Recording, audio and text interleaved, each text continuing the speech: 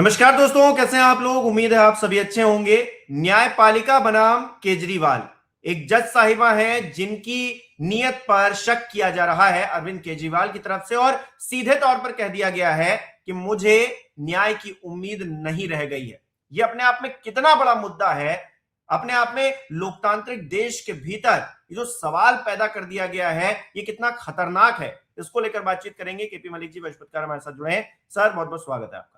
बहुत बहुत धन्यवाद हिमांशु जी, आपका भी और हमारे दर्शकों का भी जी। सर, जस्टिस स्वर्णकांता शर्मा जी से न्याय मिलने की मेरी उम्मीद टूट चुकी है, ये कह रहे हैं केजरीवाल जी, और कह रहे हैं ना हम दलील देने जाएंगे ना ही हमारी तरफ से कोई वकील दलील देने जाएगा।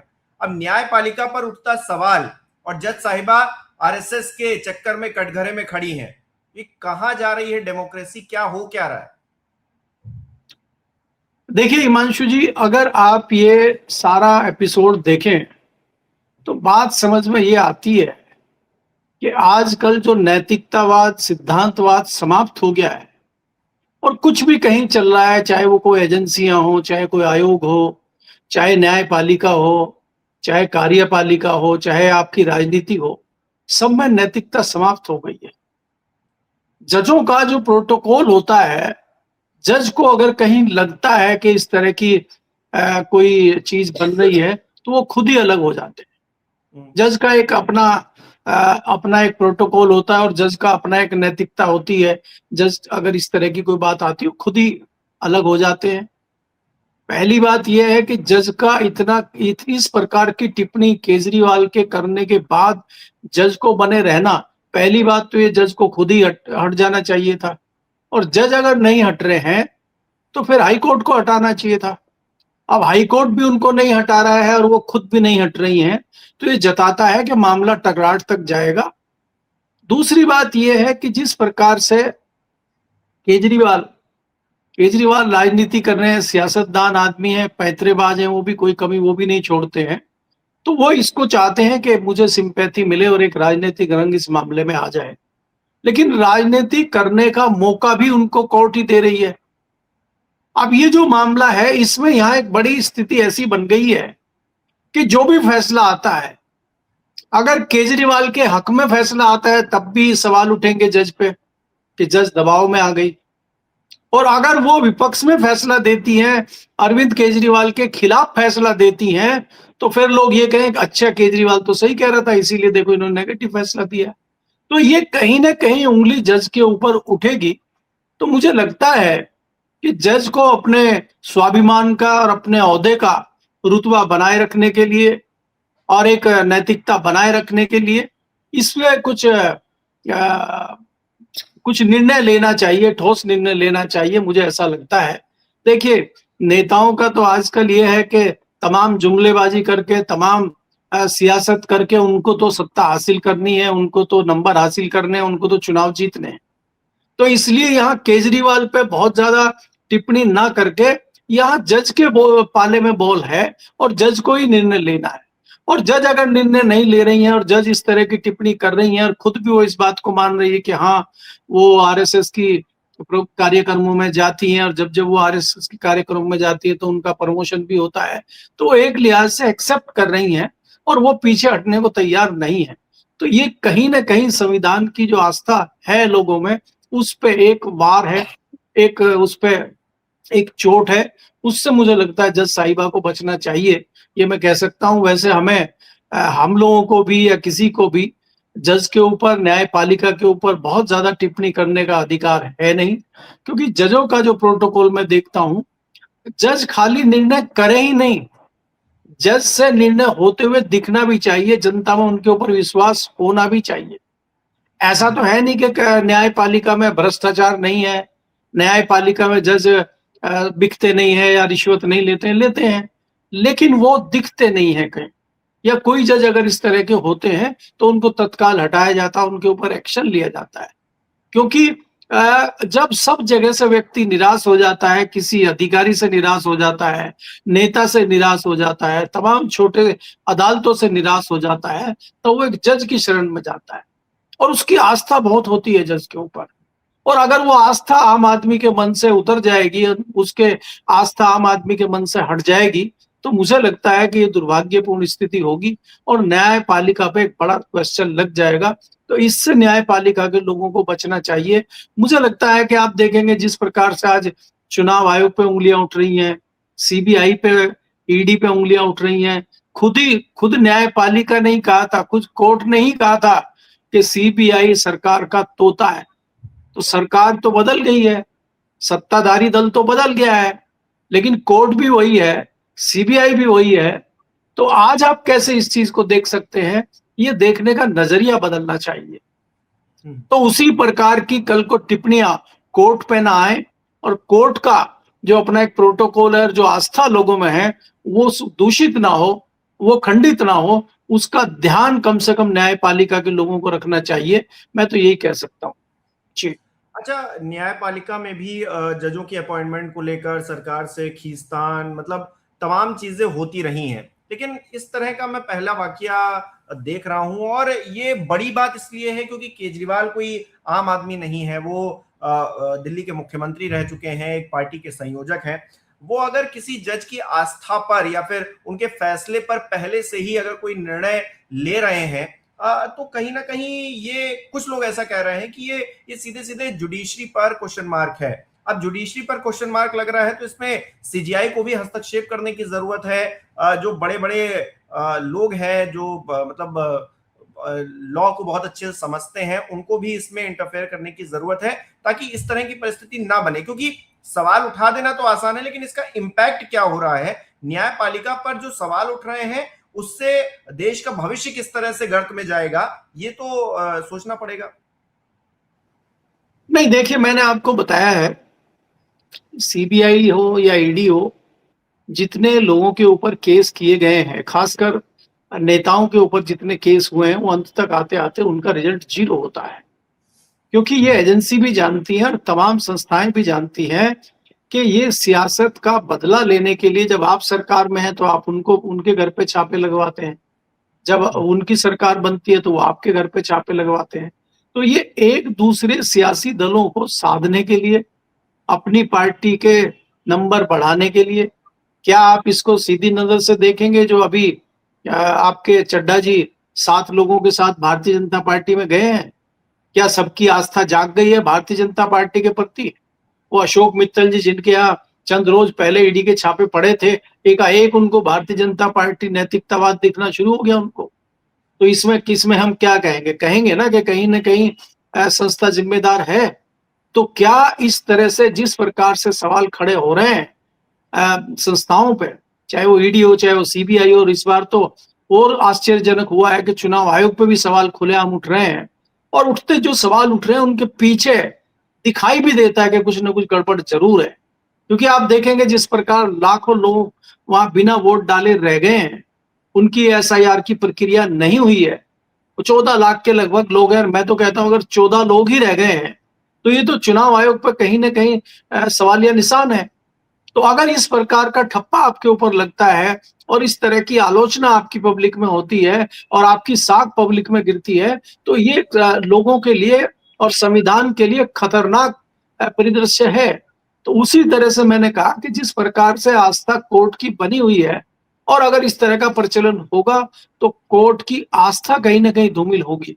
देखिए, नेता हो या सियासी दल हो, इनमें तो लगातार गिरावट का दौर रहा है। आज हम देखें, अगर 70 साल पुरानी बात भी आप करेंगे, चाहे आप इंदिरा गांधी का जमाना लीजिए, उसके बाद दूसरी पार्टियां बनी उनका जमाना लीजिए, पैतरेबाजी होती है, राजनीति होती है, चुनाव जीतने के लिए तमाम हटकंडे होते हैं, सरकार बनाने के लिए सांसदों को तोड़फोड़ होती है, उसमें समय समय पे पार्टी बदलने का कानून भी बना है कि भाई आप पार्टी उस प्रकार से नहीं बदल सकते, आपको कम से कम 2/3 बहुमत चाहिए, आपको इतने लोग जाने चाहिए। तमाम आपका रूल रेगुलेशन बनाने के बाद भी पार्टियां आज भी तोड़फोड़ कर रही हैं। उनके ऊपर इस तरह के ठप्पे लगते रहे हैं, कई नेताओं पे काली कूद चुकी है।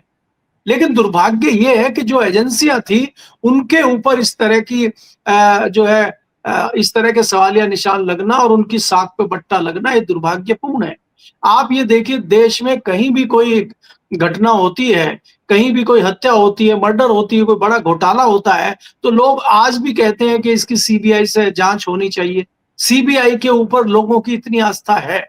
लेकिन अगर सीबीआई इस तरह से राजनीति में घुस जाएगी और सीबीआई का अगर राजनीतिक प्रयोग होगा तो सीबीआई की साख खत्म होगी।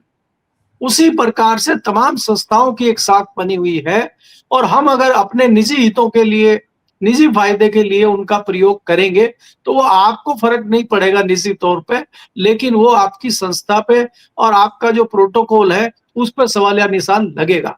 तो मुझे लग रहा है कि दोनों तरफ से जो प्रयास हो रहा है, इसमें मुझे लगता है कि केजरीवाल के लिए बहुत कुछ कहना मैं इसलिए उचित नहीं समझता कि वो तो सियासतदान है, वो तो राजनीति है, वो तो हो सकता है उनका चुनावी शगुफा हो, लेकिन जज का तो कोई चुनावी शगुफा नहीं है।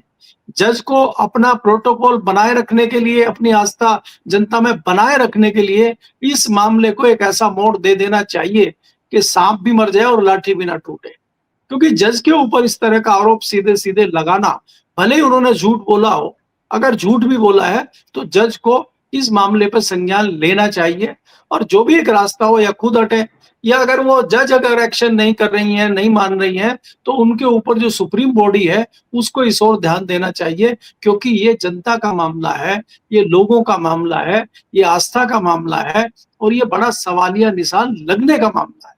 जी बिल्कुल। अभी एक नेटफ्लिक्स पे एक सीरीज भी आई, मामला लीगल है, उसमें एक पहलू है, रवि किशन उसमें है, भारतीय जनता पार्टी के सांसद हैं, वो भी है उसमें। वो एज अ जज किसी वकील को देखकर अगर हंस रहे हैं तो उसे भी गलत बताया गया। तो मतलब जज की आस्था जो है, किसी को आप मतलब आप बता नहीं सकते हैं कि आप किसी को किसी की तरफ देख के हंस रहे हैं, या फिर किसी को ये लगना नहीं चाहिए कि आप किसी का फेवर करने के लिए उस कुर्सी पर बैठे। तो वो पारदर्शिता कहीं ना कहीं जो है, उस पर जब सवाल खड़े हो रहे हैं तो उस पर ध्यान देने की जरूरत है। राजनीति की बात कर रहे हैं, अभी राघव चड्ढा का आपने नाम लिया। राघव चड्ढा एक वीडियो जारी कर रहे हैं, उसमें कह रहे हैं कि जैसे नौकरी चेंज की जाती है वैसे हमने पार्टी चेंज कर दी, इसमें दिक्कत क्या है, पेट में दर्द क्यों हो रहा है, हमको वहां पे अनकंफर्टेबल फील हो रहा था तो हम जो है इधर चले आए। तो सौरभ भारद्वाज कह रहे हैं कि नौकरी अगर चेंज करते हैं तो 3 महीने का नोटिस पीरियड देते हैं। तो विचारधारा की लड़ाई होती है, नौकरी चेंज करना थोड़ी ना होता है। तो राघव चड्ढा की अलग लड़ाई चल रही है, वो अपने आप को सही साबित करने पर तुले। 2 मिलियन उनके जो है सब्सक्राइबर कम हो गए हैं। देखिए हिमांशु, अगर आप देखें, जैसे पहले आपने जज की बात करी है और सीरीज की बात करी है कि सीरीज में जज को दिखाया गया कि, और जज के कई पहलू उसमें दिखाए गए, मैंने भी वो सीरीज देखी है।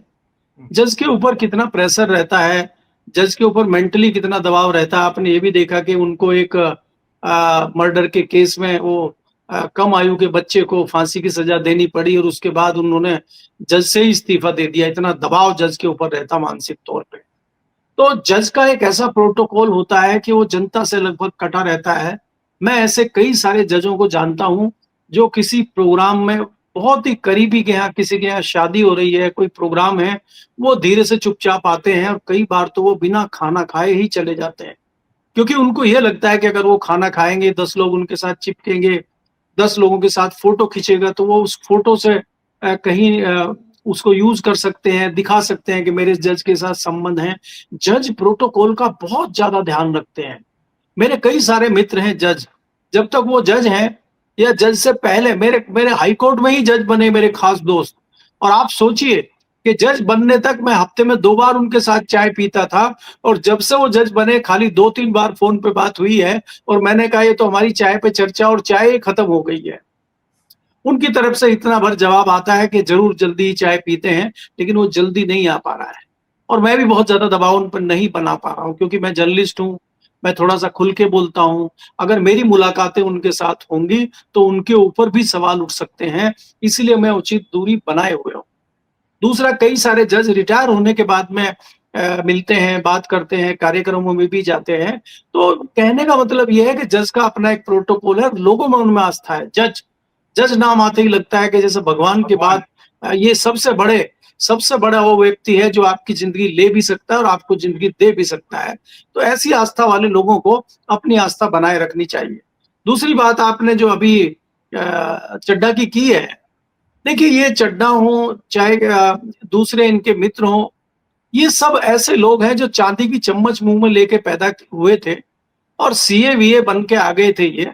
और इनको नॉर्मल बहुत अच्छे तरीके से, जिसके लिए कई लोग अपना पूरा जीवन समर्पित कर देते हैं, 25, 30, 40 साल राजनीति में जूते रगड़ते हैं, वो कुर्सियां बिछाते हैं, दरी बिछाते हैं, तब जाके उनको कोई पद मिलता है, तो वो उसकी कदर करते हैं और उसके विषय में जानते हैं।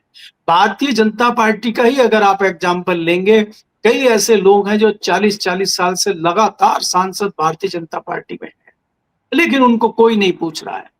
और भारतीय जनता पार्टी के केंद्रीय मंत्रालय में ही अगर आप देखेंगे, केंद्र में कई ऐसे मंत्री हैं जो मंत्री बनने से पहले एबीसीडी नहीं जानते थे राजनीति की, और वो 2-2 3-3 पोर्टफोलियो लेके बैठे हुए हैं। ऐसे तमाम लोग भारतीय जनता पार्टी में, और तमाम लोग ऐसे भी हैं जो 5 बार 6 बार के सांसद हैं और वो सत्ता से दूर हैं। दूसरी बात ये है कि ये लोगों को, आप केजरीवाल को सोचना चाहिए, केजरीवाल ने इनको इतना बढ़ाया क्यों था? क्योंकि सबके निजी स्वार्थ होते हैं कहीं ना कहीं, तो अब इनको बढ़ाया है। और इनका तो लक्षण ही यही है, इनका तो तरीका ही यही है। इन्होंने बहुत हल्के उसमें कह दिया है कि हमने तो नौकरी चेंज कर ली है। क्योंकि आज जिस प्रकार से देखते हैं, बड़ी बड़ी कंपनियां हैं, और बड़ी बड़ी कंपनी में बच्चे चेंज कर लेते हैं कि मुझे यहाँ पे जो है 30 लाख का पैकेज है, दूसरी जगह मुझे 40 लाख का पैकेज मिल रहा है, तो मैंने जो है ज्वाइन कर लिया। और मैं तो वो जमाना भी जानता हूं कि एक नौकर किसी के यहाँ लग गया तो पूरा जीवन उसका वहीं बीत जाता था। कई कंपनियों में ऐसे नौकर हैं कि वो उनके पिताजी के साथ थे और अभी बच्चे हो गए हैं, बच्चों ने कंपनी फैक्ट्री संभाली है, लेकिन वो आज भी चाचा की तरह उनके साथ काम कर रहे हैं और यहीं से रिटायर होंगे, यहीं से उनका परिवार चल रहा है। तो ऐसी आस्था भी हमने देखी है। और राजनीति में भी आप देखेंगे, आज भी ऐसे लोगों की कमी नहीं है कि जो जिस पार्टी में है वो किसी भी कीमत पर उस पार्टी को नहीं छोड़ेंगे। राघव चड्ढा को उनका एग्जाम्पल देना चाहिए, जिनको इन्होंने चाय पे बुलाया था। वो संत समाज से और बहुत ही पवित्र व्यक्ति हैं, वो भी राज्यसभा उन्होंने, केजरीवाल ने उनको भेजा, वो क्यों नहीं आए? उन्होंने क्यों नहीं नौकरी बदली? तो ये आस्था का सवाल है यहाँ पे, कि आपकी आस्था जित नेता में है और आपको वास्तव में अपने राज्य के लिए, अपनी जनता के लिए कुछ करना है, तो आप जहां थे, जिसने, और राघव चड्ढा अगर इतने ही बड़े क्रांतिकारी हैं तो उनको इस्तीफा देके जाना चाहिए ना। तो भारतीय जनता पार्टी उनको किसी सदन में भेजे, या वो अपनी काबिलियत दिखाएं चुनाव जीत के, तब हम कहेंगे उनको कि हाँ भाई, राघव चड्ढा जी जो है मजबूत नेता है और इसीलिए भारतीय जनता पार्टी ने लिया है। देखिए, ये हिमांशु जी, बेमानी है इस तरह के लोगों पे डिस्कशन करना, बात करना। आज राजनीति में कोई नैतिकता, कोई सिद्धांतवाद रह नहीं गया है। आप ये बताइए कि राघव चड्ढा अपने आप चले गए क्या? एकाएक चले गए क्या? राघव चड्ढा को लाने के लिए तमाम जो है ऑपरेशन लोटस चल रहा है, ऑपरेशन कमल चल रहा है। कमल को खिलाने के लिए कीचड़ की जो है कीचड़ बनाया जा रहा, अधिक से अधिक कीचड़ लाया जा रहा, तभी तो कमल खिलेगा। जितना ज्यादा कीचड़ होगा इतना ज्यादा कमल खिलेगा। तो कमल खिलाने के लिए राजनीति में जो कीचड़ फैलाया जा रहा है, वो कीचड़ अभी खत्म नहीं हुआ है पंजाब में। उस कीचड़ में कुछ और कमल खिलते हुए आप देखेंगे। वो हो सकता है एमएलए के रूप में हो, और दिल्ली में और भी एक आध लोग जो है आम आदमी पार्टी से भारतीय जनता पार्टी में जा सकते हैं, क्योंकि भारतीय जनता पार्टी को राज्यसभा में अपने सदस्यों की संख्या बढ़ानी है। आज 113 हो गई है उनकी संख्या, बहुमत से कुछ ही दूर है। तो भारतीय जनता पार्टी को किसी भी कीमत पे राज्यसभा में बहुमत चाहिए, ताकि वो अपने मन माफिक कानून बना सके, कानून में बदलाव कर सके। भारतीय जनता पार्टी ने तो सब मामला छोड़ छाड़ के चुनाव जीतने का फॉर्मूला लिया हुआ है। देश के गृह मंत्री, देश के प्रधानमंत्री, ऐसा लग रहा है कि वो देश के नहीं, भारतीय जनता पार्टी के प्रधानमंत्री, गृह मंत्री हैं, लगातार वेस्ट बंगाल में बने हुए हैं। देश के ऊपर इतनी बड़ी आपदा आई हुई है, देश में इस तरह के हालात बने हुए हैं, उस पर कोई चर्चा नहीं है, उस पर कोई बयान नहीं है, उस पर कोई कुछ नहीं है। तो देश तो ऑटो पायलट पे चल रहा है। तो इसलिए ऐसे में कोई भी बात चड्ढा की करना, किसी की करना, चड्ढा पड्ढा तो मोहरे हैं, असली खेल तो कहीं और से चल रहा है। तो इसलिए इनके विषय में बहुत ज्यादा बात करना, मुझे लगता है कि अपना ही आपको नैतिकता पे शर्म आने लगेगी। इनके अंदर किसी भी नैतिकता इनके अंदर हो सकती है, ऐसा सोचना भी मुझे लगता पाप है। जी, बहुत बहुत शुक्रिया सर हमारे साथ जुड़ने के लिए, तमाम बातचीत के लिए। हमारे दर्शक किस तरह से देख रहे हैं इस विषय को कमेंट करके जरूर बताएं। इस वीडियो को लाइक करना, शेयर करना मत भूलिएगा। हमारे चैनल को सब्सक्राइब नहीं किया तो वो भी जरूर कीजिएगा। आप हमें सहयोग भी कर सकते हैं ज्वाइन बटन पर क्लिक करके। बहुत बहुत धन्यवाद।